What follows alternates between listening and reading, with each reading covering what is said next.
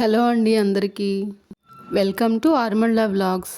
శ్రావణ మాసం వచ్చేసిందంటే పండుగలు స్టార్ట్ అయినట్టే కదండి. వరలక్ష్మి వ్రతం అయినా వినాయక చవితి అయినా ఏ పండుగ అయినా సరే పరమాన్నంతో పాటు పులిహోర కూడా చేసుకుంటూ ఉంటాం కదా దేవుడికి నైవేద్యం పెట్టుకోవడానికి. మరి ఈ వీడియోలో చింతపండు పులిహోర చేసుకోవడానికి ముందుగా చింతపండు పేస్ట్ని ఏ విధంగా ప్రిపేర్ చేస్తున్నానో చూపిస్తున్నాను. చిన్న చిన్న టిప్స్ కోసం వీడియో స్కిప్ చేయకుండా మొత్తం చూడండి.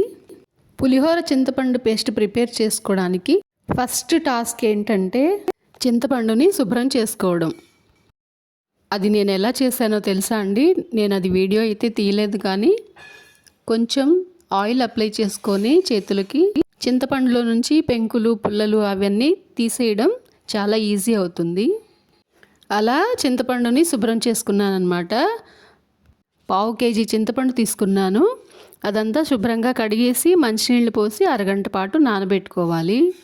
ఆ తర్వాత స్టవ్ మీద పెట్టి 5 నిమిషాల పాటు ఉడికించుకోవాలి. అలా ఉడికించుకున్న చింతపండుని ఫ్యాన్ కింద పెట్టి కాసేపు ఆరనివ్వాలి. ఈలోగా 25 నుంచి 30 వరకు, అంటే సుమారుగా 100 గ్రాముల వరకు పచ్చిమిర్చి తీసుకొని శుభ్రంగా కడిగేసి వీడియోలో చూపిస్తున్నట్టు చాకుతో ఘాట్లు పెట్టుకొని పక్కన ఉంచుకోవాలి.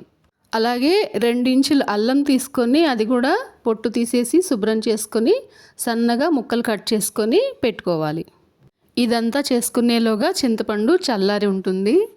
ఇప్పుడు ఆ చింతపండు నుంచి గుజ్జు తీయడం అనేది సెకండ్ టాస్క్ అన్నమాట.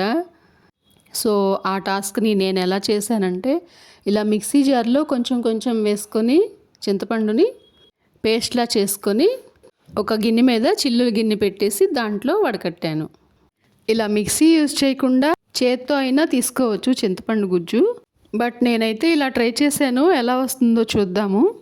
అయితే చింతపండులో ఏదైనా పెంకులు లాంటివి మిగిలి ఉంటే కనుక మిక్సీ వేసినప్పుడు అదంతా నలిగిపోతుంది కదా, అదంతా మళ్ళీ పులిహోరలోకి వస్తే బాగుండదు కదా.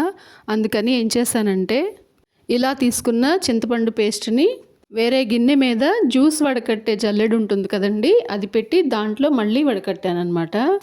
సో ఇలా చేయడం వల్ల ఎలాంటి డస్ట్ ఇంకా గుజ్జులో ఉండే అవకాశం లేదు. ఈ టిప్స్ మీకు కూడా నచ్చితే ఫాలో అవ్వండి, లేదంటే మీకు నచ్చిన విధంగా చింతపండు గుజ్జు ప్రిపేర్ చేసుకోవచ్చు. ఇప్పుడు ఆ చింతపండు పల్ప్ని స్టవ్ మీద పెట్టి ఉడికించుకోవాలి. మీడియం ఫ్లేమ్లో అడుగంటకుండా అప్పుడప్పుడు గరిటె పెట్టి కలుపుకుంటూ ఉడికించుకోవాలి. నేనైతే ఇక్కడ స్టీల్ గరిటె కాకుండా చెక్క గరిటె పెట్టాను, ఎందుకంటే స్టీల్ గరిటె పెడితే నల్లగా అయిపోతుంది. సో అందుకని చెక్క గరిటెతో చేశానన్నమాట. ఈ విధంగా బాగా ఉడికి దగ్గర పడుతుందన్నప్పుడు ఇందాక కట్ చేసి పెట్టుకున్నాం కదండి పచ్చిమిర్చి చీలికలు, అవి కూడా వేసి ఉడికించుకోవాలి. తర్వాత రుచికి సరిపడా సాల్ట్ యాడ్ చేసుకోవాలి. 4 నుంచి 5 స్పూన్ల వరకు పడుతుంది సుమారుగా. 4 టీ స్పూన్లు పసుపు కూడా వేసుకొని 2-3 టీ స్పూన్లు బెల్లం కూడా యాడ్ చేస్తే రుచిగా ఉంటుంది పులిహోర.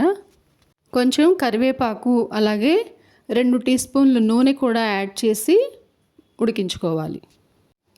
చింతపండు పేస్ట్ ఉడికించుకునేటప్పుడు ఈ విధంగా చింతపండు ఉడికేటప్పుడు పొయ్యి మీద అంతా ఆ పేస్ట్ అంతా చిందుతుంది. చేతుల మీద కూడా చిందే అవకాశం ఉంది, జాగ్రత్తగా చూసుకోవాలి. ఒక ప్లేట్ మూత పెట్టేసుకొని సిమ్లో పెట్టి మధ్య మధ్యలో కలుపుకుంటూ ఉడికించుకుంటూ ఉంటే చేతుల మీద అలా పడకుండా ఉంటుంది.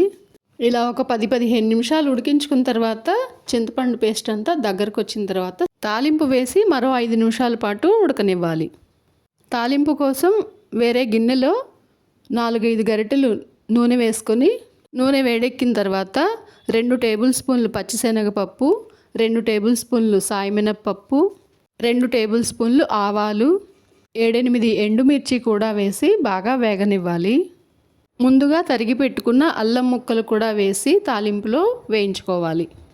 తాలింపులో 2 టీ స్పూన్లు ఇంగువ కూడా యాడ్ చేస్తే పులిహోర ఇంకా చాలా టేస్ట్గా ఉంటుంది. గుడిలో పెట్టే ప్రసాదం పులిహోర టేస్ట్ వస్తుంది ఇంగువ యాడ్ చేయడం వలన. ఇష్టం లేకపోతే స్కిప్ చేయొచ్చు, నో ప్రాబ్లం. తర్వాత కాస్త కరివేపాకు కూడా వేసి తాలింపు వేయించుకోవాలి. ఈ తాలింపునంతా చింతపండు పేస్ట్లో వేసి మరో 5 నిమిషాల పాటు ఉడికిస్తే మనం పండగప్పుడు చేసుకునే పులిహోరకి ఇన్స్టెంట్ చింతపండు పేస్ట్ రెడీ అయిపోయినట్టే. తాలింపు వేసుకునేటప్పుడే వేరుశనగ గుళ్ళు కూడా వేయించుకొని వేసుకోవచ్చు, కానీ నేనైతే అవి వేయలేదండి. పులిహోర రైస్ చేసుకునేటప్పుడు అవి వేయించుకొని యాడ్ చేస్తాను. పులిహోరలో వేరుశనగ గుళ్ళు క్రిస్పీగా ఉండాలంటే అలా చేసుకోవాలి. ఒక్కోసారి ఇలా తాలింపు కూడా వేయకుండా ఉడికించుకున్న చింతపండు పేస్ట్ని అలాగే స్టోర్ చేసుకుంటే పులిహోర రైస్ ప్రిపేర్ చేసుకునేటప్పుడు ఫ్రెష్గా తాలింపు వేసుకొని చేసుకోవచ్చు. తాలింపు వేసుకున్నా వేసుకోకపోయినా ఈ చింతపండు పేస్ట్ అయితే 6 నెలల వరకు నిలవ ఉంటుంది. మనం ఎప్పుడు కావాలంటే అప్పుడు పులిహోర కలుపుకోవచ్చు. ఇలా తాలింపు వేసి పెట్టుకోవడం వల్ల తాలింపులో ఉన్న గింజలు మెత్తపడవా అంటే మెత్తపడతాయండి. కొంచెం ఇంట్రెస్ట్ ఉంటే తాలింపు వేసుకోవచ్చు, లేదంటే రైస్ కలుపుకునేటప్పుడు వేసుకోవచ్చు. సో ఇలా ప్రిపేర్ చేసుకున్న చింతపండు పులిహోర పేస్ట్ని చల్లారిన తర్వాత ఎయిర్ టైట్ కంటైనర్లో పెట్టి గాజు సీసాలో కానీ ప్లాస్టిక్ బాక్స్లో కానీ పెట్టి ఫ్రిడ్జ్లో ఖాళీ ఉంటే ఫ్రిడ్జ్లో అయినా లేదంటే బయట అయినా ఉంచుకోవచ్చు. స్టీల్ బాక్స్లో అయితే పెట్టకూడదండి. స్టీల్ వాటిలో పెడితే బాక్స్ నల్లబడుతుంది. దీంతో రైస్ కూడా కొంచెం ప్రిపేర్ చేసి చూపిస్తున్నాను. పులిహోరకి రైస్ వండుకున్న తర్వాత కొంచెం చల్లారనివ్వాలి.